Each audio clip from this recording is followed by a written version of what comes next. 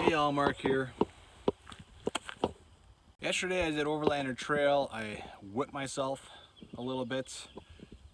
Today I am driving down Icefields Parkway, just sort of meandering down. I just thought I would take my time. This morning I went and had a long chat with Jasper National Park people at the information center about the North Boundary Trail. And I just see a sign on the side that says Buck Lake, Osprey Lake. And I come in here and there's no trailhead sign, there's no nothing. And I just bought a new guidebook, which actually does describe this a little bit. So I thought, you know, why not? It might be kind of interesting.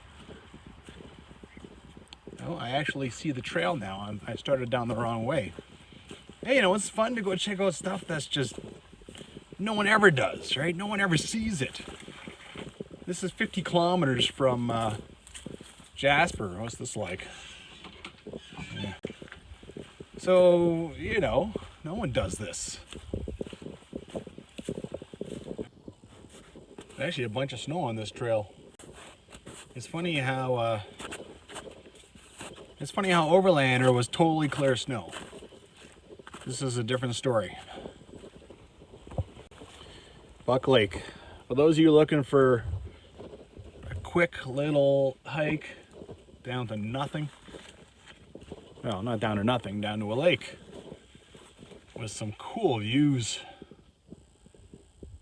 This was 150 meters maybe. Not bad. Still frozen over.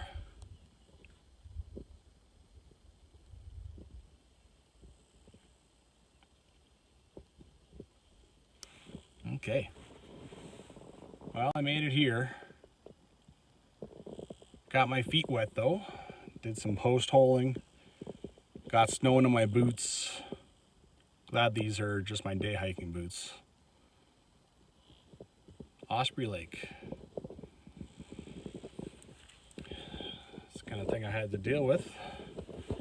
There is a little trail over here, and I have to go back and look at the picture I took of the page, but the book I described does say you can go around this lake. I'm not sure it's worth it though. If it wasn't frozen, it'd be a lot nicer. You know, it's supposed to be a interesting color, but well, this is what I'm learning what shoulder season hiking is like, and just because Overlander was clear of snow, it doesn't mean they're all clear of snow. That's for damn sure. This is basically the same elevation, but the sun hits the valley floor differently, different angles. Maybe the temperature here is a little different. Okay, I was wrong. This is Honeymoon Lake. This path goes to Osprey Lake. Well, my feet are wet. What the hell? I'll continue on to Osprey Lake. Let's do it. There's where I came from. And here's where I'm faced with. It looks like that's the trail over there. Oh, now I see it. There was footprints all the way to Honeymoon Lake, but now it's only me post-holing.